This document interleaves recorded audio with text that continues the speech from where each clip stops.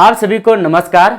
गुरुकुल ज्ञान गंगा चैनल में मैं लेकर आए हूं आज चंद राजवंश के एक और खूबसूरत वीडियो। पिछली वीडियो में हम 51 राजा के बारे में पढ़ चुके हैं, यानी हम उद्योगचंद तक पढ़ चुके हैं। वही उद्योगचंद जो कि पूरे कुमाऊं का एक ऐसा तपस्वी राजा बनता है जो कि डोटी तक को जीतता है और डोटियों से टैक्स भी लेता है, यानी ऐसा वीर प्रतापी राजा जिसके बारे में हमने देखा कि यह नेपाल तक को जीत जाता है और वहां से टैक्स चंदवंश के लिए मांगता है। इतना परमवीर प्रतापी राजा के बारे में हम पढ़ चुके हैं। तो वहां से आगे क्या हुआ उस स्टोरी को भी यदि आपके अंदर इंटरेस्ट है जानने का तो वीडियो के अंत तक बने रहेगा। इसमें से कई प्रश्न आते हैं, प्रत्येक राजा के बारे में कुछ न कुछ खूबसूरत बातें हैं और इतना इंपॉर्टेंट है कि आपके परीक्षाओं में यही पूछा जाना है। तो वीडियो को बिना स्किप किए हुए लास्ट तक जरूर देखिएगा। लेकिन आप लोगों से एक रिक्वेस्ट है कि आप शेयर नहीं करते हैं और आप देख रहे हैं फिर भी शेयर नहीं करते हैं, क्योंकि शेयर करने में कोई खर्चा नहीं होता है, फिर भी आप इसको करने में इतना कंजूसी कर रहे हैं। इतनी नाइंसाफी बिल्कुल ना कीजिए।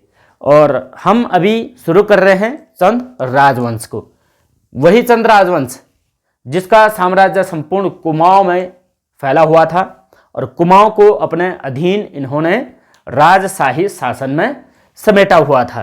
तो इनकी खूबसूरत बातें जान लेते हैं। भाई 52वें राजा से आज हम शुरू कर रहे हैं। इनमें टोटल राजाओं की संख्या होती है 62। आज हम पढ़ने वाले हैं टोटल 6 राजा के बारे में और ऐसे राजाओं के बारे में अभी पढ़ रहे हैं जो कि एक राजा ऐसा था जो बदानगढ़ी से नंदा देवी की मूर्ति अल्मोड़ा ले गया था और एक राजा ऐसा होता है जिसके काल को कुमाऊं का स्वर्ण काल कहा जाता है। कुछ राजा ऐसे भी होते हैं जो परम प्रतापी थे और ऐसे भी राजा जो अपने शासनकाल के अंतिम समय में अंधे हो गए थे। और ऐसा भी कार्यकाल देखने को मिलता है जहां पर कि गढ़वाल और कुमाऊं की मैत्रिक संबंध बने थे, यानी मित्रता का कार्यकाल कहा जाता है। इतने खूबसूरत क्वेश्चन के साथ मैं आज का एक सेशन को शुरू कर रहा हूं। देखिए, पढ़ने वाले हैं हम ज्ञानचंद द्वितीय के बारे में। यह द्वितीय इसलिए हुआ क्योंकि गरुड़ ज्ञानचंद नाम का एक शासक पहले ही हम पढ़ चुके हैं, तो ये ज्ञानचंद दूसरा वाला था। ये लगभग 1698 से 1708 तक शासन करता है। कुल मिला के इसका शासनकाल मात्र 10 वर्ष रहता है। इससे रिलेटेड क्या इंपॉर्टेंट चीजें हैं ये देखिए। क्या है कि 1699 में बदानगढ़ पर विजय किया था इसने, बदानगढ़। और बदानगढ़ कहाँ है? ये बदानपट्टी में है। और बदानपट्टी कहाँ हुआ? लोहवापट्टी के पास। तो लोहवा और बदानपट्टी जो है ये नारावगर थराली के क्षेत्र में होता है, चमोली जनपद के अंदर। तो यहां पर फतेह शाह को विजय किया था, फतेह शाह को जीत गया। यानी उस समय यहां जो गढ़वाल का राजा था, श्रीनगर का राजा, उस समय था फतेह शाह। और फतेह शाह पर विजय किया था किसने? ज्ञानचंद द्वितीय ने। और ज्ञानचंद द्वितीय ने जैसे ही विजय किया तो नंदा देवी की मूर्ति अल्मोड़ा ले गया था बदानगढ़ी से। एक क्वेश्चन मैं इससे पहले आपको ये बताता हूं कि भाई एक ऐसा राजा भी हुआ चंदों में जो कि चांदपुर गढ़ से ले गया था मूर्ति। कहाँ? अल्मोड़ा में। वह सबसे भव्य मूर्ति ले गया था। उन राजा का नाम था बाज बहादुर चंद, लेकिन इनका नाम है ज्ञानचंद। दोनों में अंतर है। इन अंतर की वजह से हम ये समझेंगे भाई फतेह शाह को हरा करके बदानगढ़ से कौन ले गया नंदा देवी की मूर्ति?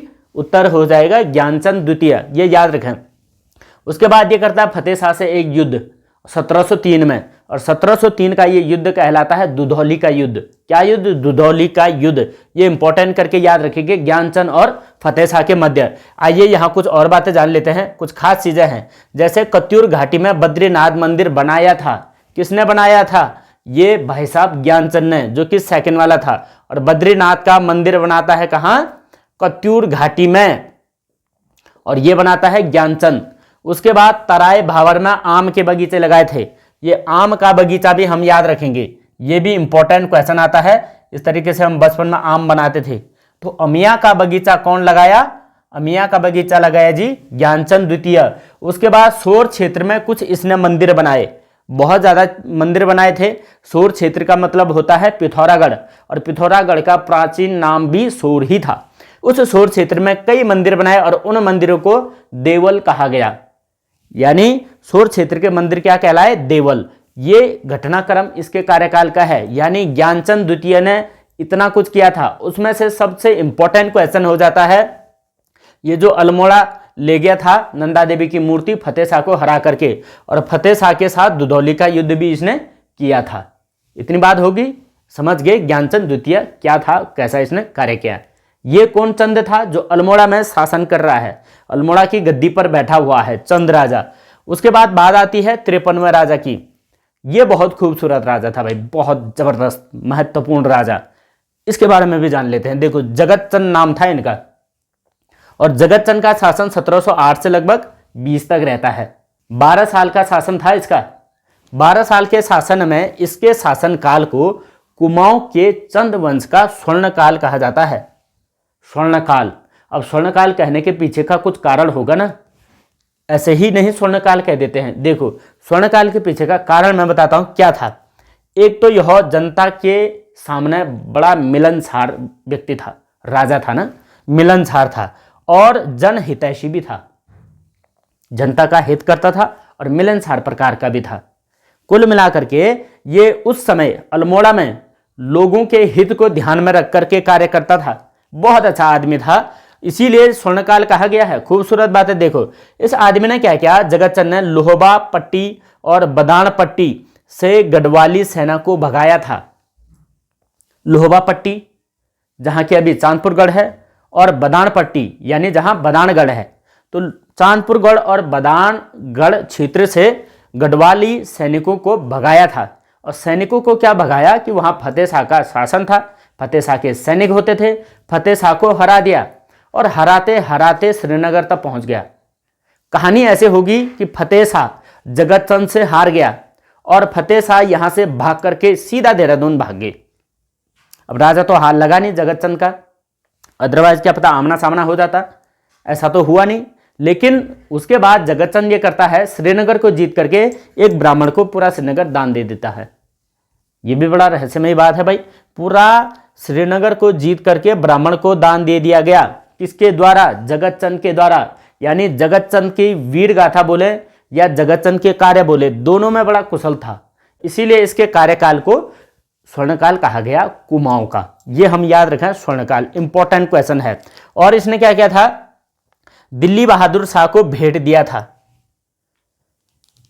दिल्ली बहादुर शाह, बहादुर शाह कौन था? मुगल साम्राज्य का राजा था। तो मुगल साम्राज्य का शासक जो बहादुर शाह था उसे यहां से कुछ उपहार लेकर के गया था, भेंट दी थी, और मुगल बादशाह ने इसे अभयदान दे दिया। अभयदान का मतलब है कि मुगलों की तरफ से इसे किसी भी प्रकार का खतरा नहीं होने वाला था। तो मुगलों की तरफ से यानी मुस्लिम आक्रांताओं की तरफ से तो ये अभयदान मुक्त हो गया, मतलब कि किसी भी प्रकार का भय नहीं रहा। और उसके बाद ये श्रीनगर की तरफ अटैक करता है और अटैक करके श्रीनगर को भी जीत लेता है। हालांकि बाद में फतेह शाह पुनः कब्जा कर लेता है, लेकिन एक समय ऐसा आया था कि फतेह शाह को यहाँ से भागना पड़ा था। अब बात करें फतेह शाह के बारे में, तो फतेह शाह का एक किस्सा यहाँ पर और आता है। वो किस्सा ऐसा है कि फतेह शाह इस जगतचंद के समय में बैजनाथ क्षेत्र को जीतता है, और बैजनाथ में एक गांव होता है जिसका नाम था गणसार गांव। इंपॉर्टेंट याद रखें, गणसार गांव। और गणसार गांव को बद्रीनाथ के नाम पर दान दे देता है फतेह शाह। किसको दे देता है? बद्रीनाथ के नाम पर भूमि को दान दे देता है जीत करके। ये भी इसके समय में है, यानी दोनों का कार्यकाल ऐसा चला कि दोनों तरफ जीत हुई, इतना याद रखें। और जगतचंद का एक इंपॉर्टेंट काम देखो, बहुत ही ज्यादा इंपॉर्टेंट, 100% एग्जाम में पूछे जाने वाली चीज क्या है? जुआरियों पर कर लगाने वाला राजा कौन था? जगतचंद। जुआरी, इन लोगों पर कर लगाने वाला कौन था? जगतचंद। ये हम याद रखेंगे।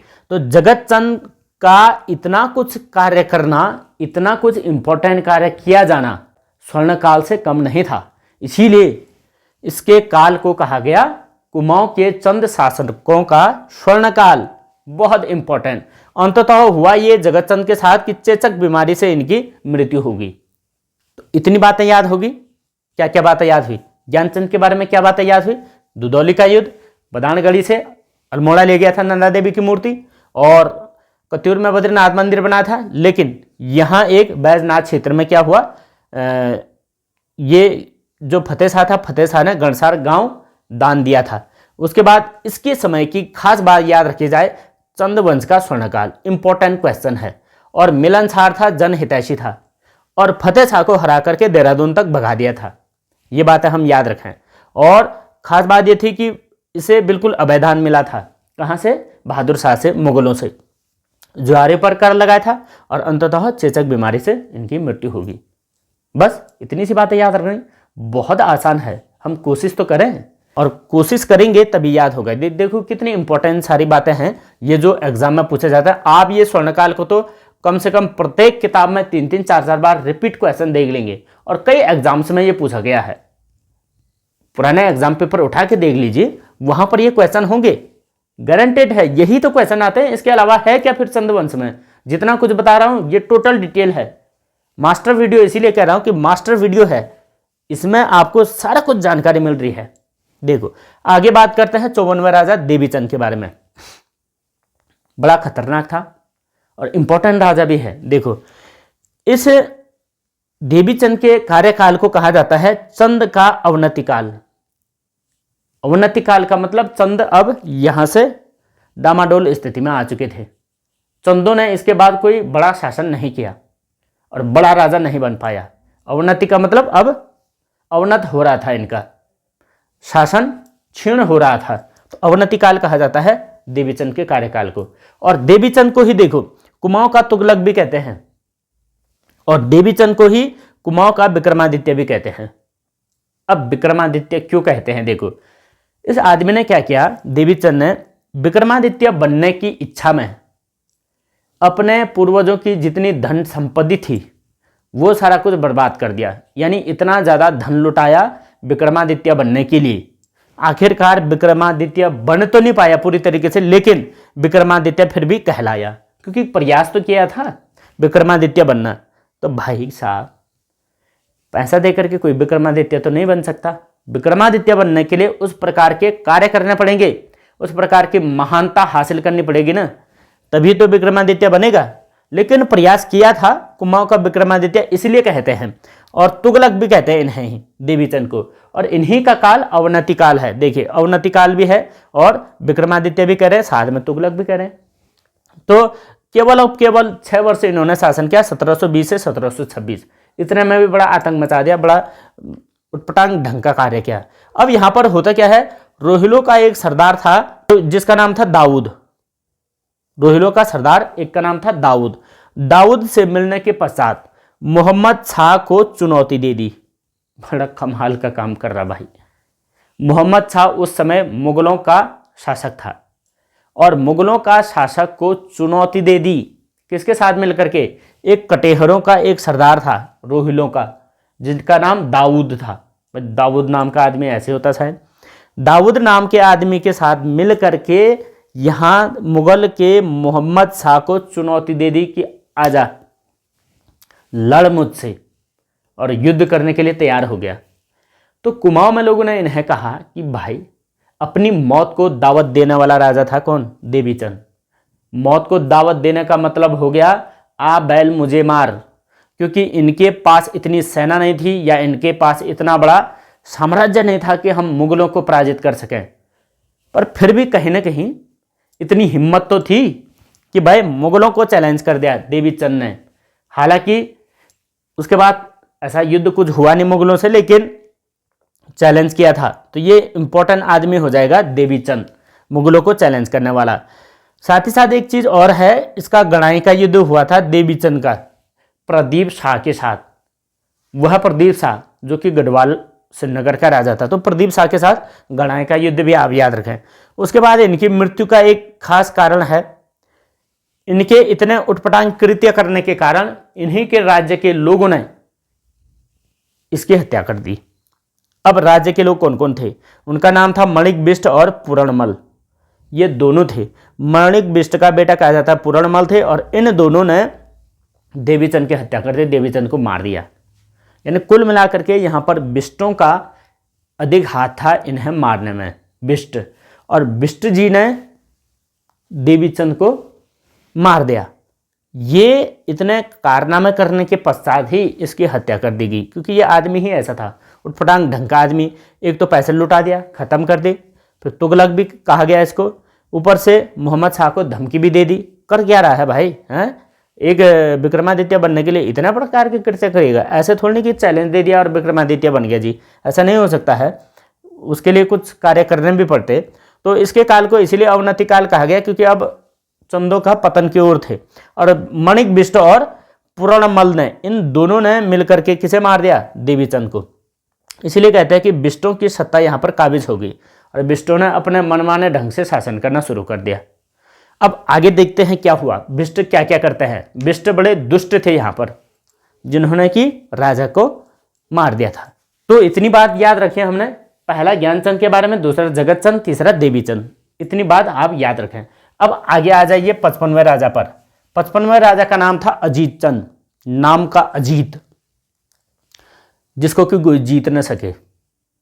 लेकिन जीतना तो दूर, जीत तो ले पहले। कहानी क्या हुई थी? ये भाई साहब 1626 में बने और 1629 तक राजा रहे। और इतने राजा रहने के कहानी क्या हुई कि इसे भी बिष्टों ने मार ढाला। और किसने मारा? बिष्टों ने। वही बिष्ट, अजीत चंद को मारा किसने? बिष्टों ने। और बिष्टों ने जैसे मारा, देखो आप यहाँ पर, बिष्टों ने देवीचंद को भी मारा था। देवीचंद और बिष्ट कौन थे? देखो, ये जो देवीचंद था, ये देवीचंद तो जगतचंद का बेटा था, लेकिन ये जो अजीत चंद था ना, ये इस ज्ञानचंद की बेटी का बेटा था, ज्ञानचंद का पोता। तो ज्ञानचंद का पोता राजा बना था यहाँ अजीत चंद, और ज्ञानचंद का पोता अजीत चंद बना था और इसे भी मार डाला किसने? जो देवीचंद को मारते हैं बिष्ट, और बिष्टों ने इसे भी मार दिया। 3 साल का केवल शासन रहा, इतने में इनकी मृत्यु हो गई, खत्म बात। उन्होंने एक प्रकार से भय मुक्त शासन करने लग गई, मतलब कि इन्होंने अपना हाथ में सत्ता रख दी और अपने हिसाब से शासन को चलाने लग गए कुमाऊं में। लेकिन यहाँ पर फिर कई लोग होते हैं जो राजभक्त होते हैं, उन्होंने क्या किया? राजभक्तों ने 56वां राजा बना दिया, और 56वें राजा का नाम था कल्याणचंद चतुर्थ। कल्याणचंद चौथा जो था, इस राजा को बनाने वाले थे मेहरा और फरत्याल। ये मेहरा और फरत्याल कई जगहों पर इनका वर्णन होता है। देखो, मेहरा और फरत्यालों ने कल्याणचंद चतुर्थ को राजा बनाया, और कल्याणचंद चतुर्थ को राजा इसलिए बनाया क्योंकि कल्याणचंद चतुर्थ बाज बहादुर और लक्ष्मी चंद के वंशजों में से था। क्योंकि यहाँ पर कहानी ये हुई थी, जो देवीचंद था ना, इसके तो कोई भी संतान नहीं थी। देवीचंद की संतान हो भी जाती तो क्या हुआ? देवीचंद को तो मार दिया गया था। उसके पश्चात देवीचंद की मृत्यु हुई तो अजीत चंद बने थे, अजीत चंद को भी बिष्टों ने मार दिया। यानी इन्होंने चंदों के साम्राज्य को खत्म करने की ठान ली थी ये बिष्टों ने। अब कल्याणचंद बना, तो कल्याणचंद को बनाया था मेहरा और फरत्यालों ने, क्योंकि ये जो बिष्ट थे निरपराध शासन करने लग गए थे। और कल्याणचंद बना 1730 से 48 तक, 18 साल तक राजा रहा था। और 18 साल तक राजा रहने के समय में इस व्यक्ति को, कल्याणचंद चतुर्थ को, कुमाऊं का कुंभकर्ण कहा गया। अब कुंभकर्ण का मतलब ऐसा नहीं कि 6 महीने सोया रहता था, एक्चुअली इसको कुंभकर्ण इसलिए कहा गया क्योंकि इसको अपने शासन की कोई सुध नहीं थी। शासन कैसे चलाना है इस चीज़ का इसे अनुभव नहीं था। क्यों नहीं था अनुभव? भाई, यहाँ ज्ञानचंद के जमाने से पहले बाज बहादुर चंद और लक्ष्मी चंद के जमाने का एक वंशज लाए थे, इसे नेपाल से लाए थे। नेपाल से ला करके चेयर पर बिठा दिया, तो कहाँ से नॉलेज होगा? एक्सपीरियंस नहीं था ना, शासन देखा ही नहीं था कभी, तो वैसे आदमी कुंभकर्ण ही बनेगा, फिर क्या बनेगा? तो ऐसे आदमी को राजा बनाया गया, किसके द्वारा? मेहरा और फरत्याल के द्वारा। और बिष्टों को यहाँ पर कुचल दिया गया, यानी बिष्टों का दमन कर दिया गया, और इस हिसाब से कल्याणचंद पुनः राजा बन गया। और कल्याणचंद के समय में एक घटनाक्रम होता है बड़ा जबरदस्त, और घटनाक्रम बाह्य आक्रमण उसी राजा के समय में होता है जो अपना शासन को ठीक से नहीं संभाल पाता है। इसकी कहानी भी ऐसी थी, क्योंकि ये तो कुंभकर्ण था, इसको कोई होश ही नहीं क्या करना है भाई, राजा बन गए हैं और करना क्या है। तो करना ये था कि यहाँ पर इस समय कटेहरों का एक सरदार था जिसका नाम था अली मोहम्मद। अली मोहम्मद को पराजित करना था कल्याणचंद ने, लेकिन अली मोहम्मद ने पराजित कर दिया किसे? कल्याणचंद को। उल्टा अल्मोड़ा में आकर के कल्याणचंद को पराजित कर दिया अली मोहम्मद ने। अब आफत आ गई कल्याणचंद पर कि भाई करें क्या, ये तो कटेहर आ चुके हैं और कटेहरों ने अल्मोड़ा में कुर्सी में बैठने को तैयार। अब क्या किया जाए? ऐसी स्थिति में एक संधि का प्रावधान रखता है कल्याणचंद कि भाई ऐसा करते हैं, संधि कर देते हैं। अब संधि में हुआ क्या, कल्याणचंद तो हारा हुआ था और जो अली मोहम्मद था ये जीता हुआ था। तो ये अली मोहम्मद ने एक शर्त रखी कि संधि के रूप में तुम मुझे 3 लाख रुपए दोगे, नहीं दोगे तो सीट छोड़ो, हम बैठने को तैयार हैं। अब आफत आ गई कल्याणचंद को। कल्याणचंद के पास इतना पैसा तो था नहीं, क्योंकि ये भाई साहब उड़ा चुके थे, पहले ही सारा कुछ बर्बाद कर चुके थे, तो इतनी धन संपदा तो थी नहीं। लेकिन करें क्या? तो उस समय कल्याणचंद क्या करता है, हेल्प लेता है गढ़वाल के राजा से। और उस समय गढ़वाल का राजा था प्रदीप शाह। प्रदीप शाह से हेल्प लेता है 3 लाख रुपए की, और प्रदीप शाह एक सहायता राशि के रूप में 3 लाख रुपए देता है ताकि वो इससे मुक्त हो सके। किससे? अली मोहम्मद से। तो कहा जाता है कि प्रदीप शाह के 3 लाख रुपए देने की वजह से ही इस कल्याणचंद के जो शासन था या कल्याणचंद का जो आसन था उसे मुक्त किया था कटेहरों से। किसने? प्रदीप शाह ने। और इस वजह से दोनों में घनिष्ठ मित्रता होगी। किसमें? गढ़वाल के राजा और कुमाऊं के राजा में। अगर ऐसे ही मित्रता पहले से की रहती तो ये दिन नहीं देखने पड़ते, 3 लाख रुपए भी नहीं देने पड़ते। तो ये वाली जो कंडीशन है, ये कल्याणचंद के काल को गढ़ कुमाऊं मित्रता काल कहा गया है। गढ़ कुमाऊं मित्रता काल, गढ़वाल और कुमाऊं का मित्रता काल था, प्रदीप शाह और कल्याणचंद चतुर्थ का काल। और क्यों था? क्योंकि एक कटेहर को यहाँ से भगाने के लिए 3 लाख रुपए का जो कर्जा लिया था, सहायता ली थी प्रदीप शाह से, प्रदीप शाह ने भी चलो दे दिया, भाई अपना पहाड़ी है, क्या हुआ तो पूर्वजों की आपस में दुश्मनी रही होगी, हम दोनों अगल बगल के राजा हैं, कर लेंगे कभी हिसाब किताब। तो वो हिसाब किताब के चक्कर में जो है 3 लाख रुपए भी गंवाए, और कटेहरों ने 3 लाख रुपए पकड़े और चल दिए।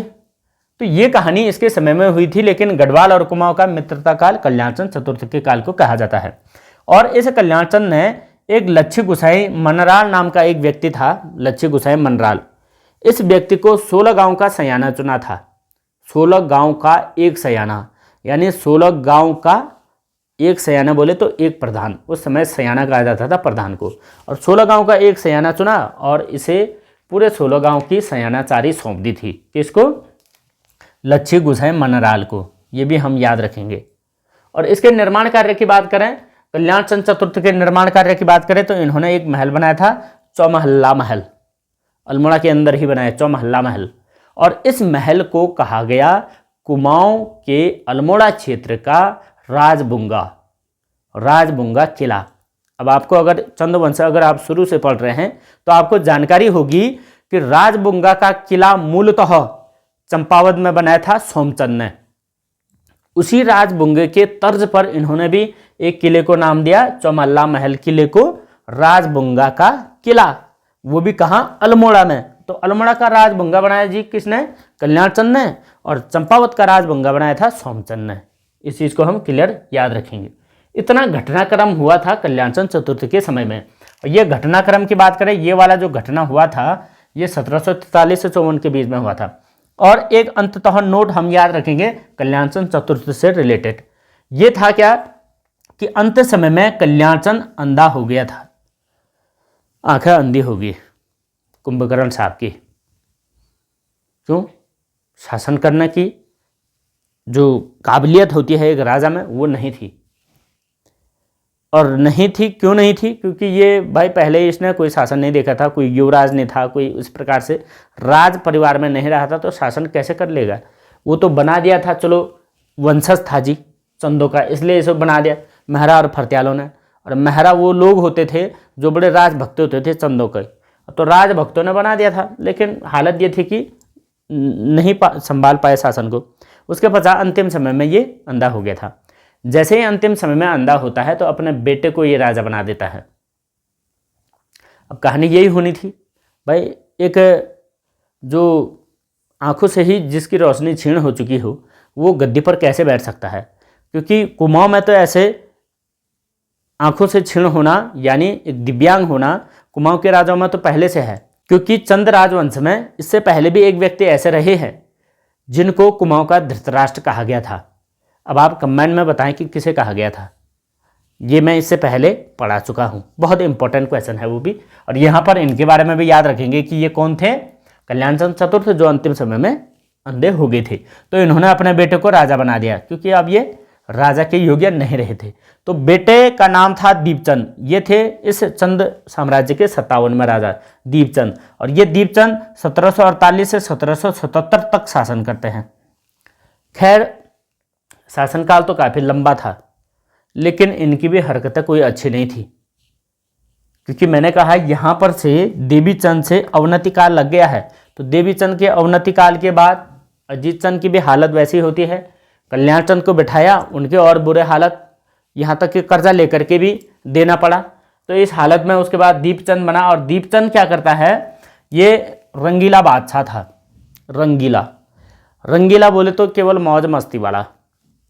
इसको राज परिवार से, राज शासन से कोई इतना ज़्यादा लोभ भी नहीं था, पर रंगीले टाइप का मिजाज इसका था, इसलिए इसको रंगीला बादशाह कह देते हैं। कुमाऊं का रंगीला बादशाह या चंदों का रंगीला बादशाह यही है, मात्र एक ही व्यक्ति को कहा जाता है। और इसके संरक्षण में शिवदेव जोशी को रखा गया, और शिवदेव जोशी था उस समय में कल्याणचंद चतुर्थ का बख्शी की उपाधि दी गई थी। यानी बख्शी का एक पद था, वो पद दिया गया था किसको, इस संरक्षक शिवदेव जोशी को। और शिवदेव जोशी को संरक्षक इसलिए बनाया गया क्योंकि जिस समय कल्याणचंद चतुर्थ अंतिम समय में अंधे हो गए थे, उस समय दीपचंद नाबालिग अवस्था में था। तो नाबालिग अवस्था का संरक्षक रखना जरूरी था, कहीं ऐसा ना हो सकता कि बाहर से कोई आक्रमण कर दे और पूरे शासन पर कब्जा कर ले। तो इसलिए एक महत्वपूर्ण व्यक्ति को संरक्षक बनाया गया, वो थे कौन, शिवदेव जोशी। अब शिवदेव जोशी के संरक्षण में क्या हुआ, दीपचंद ने एक तो शासन अल्पवयस्क आयु में ही प्राप्त कर लिया था, फिर इसकी जो आकांक्षाएं थी वो बहुत अधिक थी। बड़ा महत्वाकांक्षी टाइप का राजा था, महत्वाकांक्षी था, तो इसलिए लोगों ने इन्हें ज़्यादा पसंद नहीं किया। महत्वाकांक्षी था तो पसंद नहीं किया, और ऊपर से क्या कर देते हैं, पानीपत के तृतीय युद्ध में मराठों के खिलाफ मुगल सैनिकों के लिए अपनी सेना दे देता है कुमाऊं से।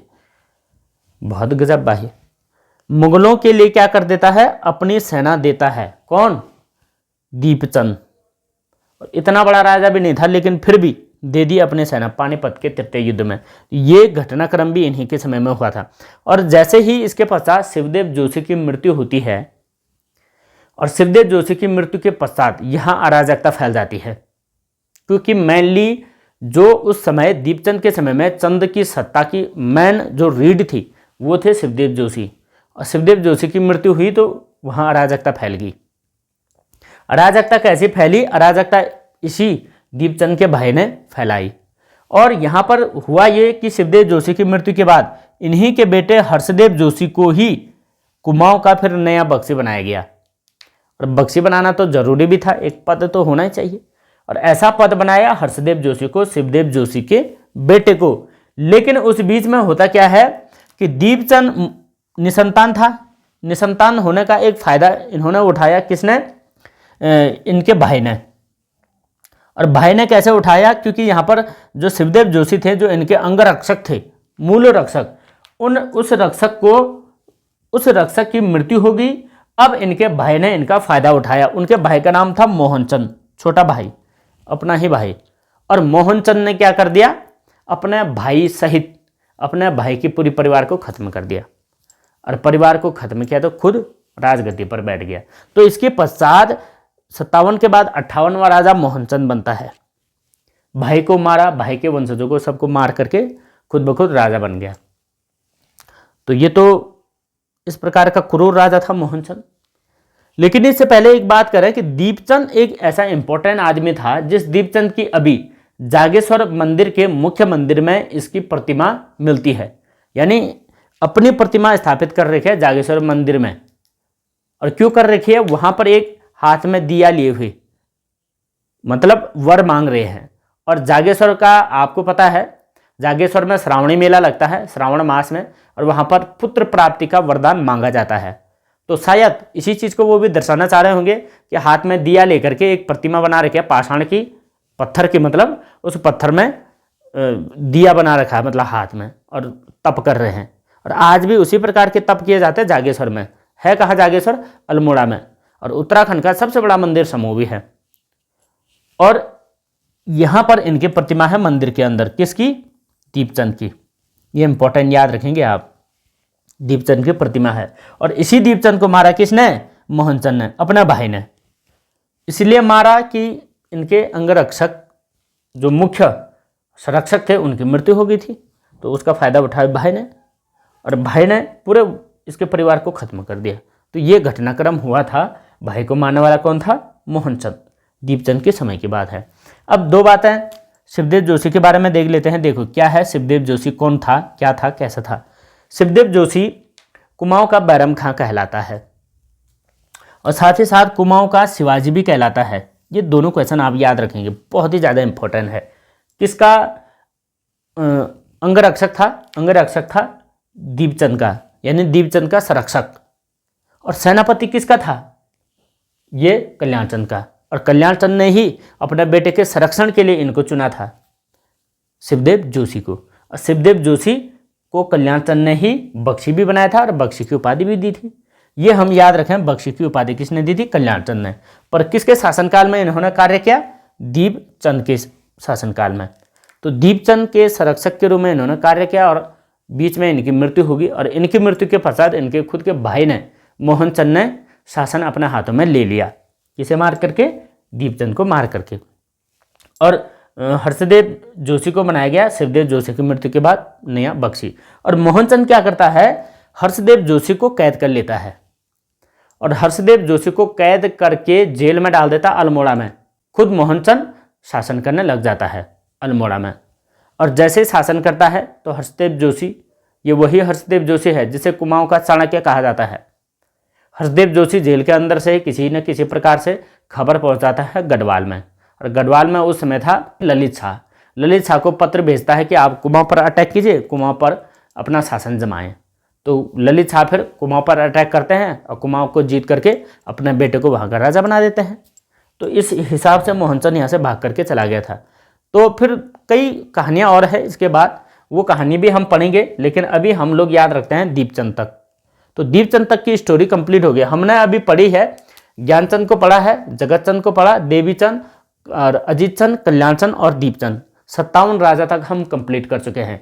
यहाँ से 58, 59, 60, 61, 62 हमारे पास केवल 5 राजाओं की स्टोरी है। और ये 5 राजाओं की स्टोरी एक ही वीडियो सीरीज के अंदर कवर होने वाली है। उसके पश्चात हमारा चंद वंश खत्म। जितने भी क्वेश्चन बनेंगे इसी के अंदर से बनेंगे। बहुत ही ज़्यादा इंपॉर्टेंट है चंद साम्राज्य। चंद वंशों में से बहुत अधिक क्वेश्चन पूछे जाते हैं। बच्चे कंटिन्यू पढ़ रहे हैं उनका बहुत फायदा होने वाला है। जो केवल शॉर्ट में या थोड़ा सा देख रहे हैं, तो आप इस चीज़ का निर्णय करें कि आपको एग्ज़ाम निकालना है तो देखना पड़ेगा, बहुत आवश्यक है। तो आज के लिए बस इतना ही। मिलते हैं एक अगली इंटरेस्टिंग वीडियो के साथ। तब तक के लिए जय हिंद और जय उत्तराखंड।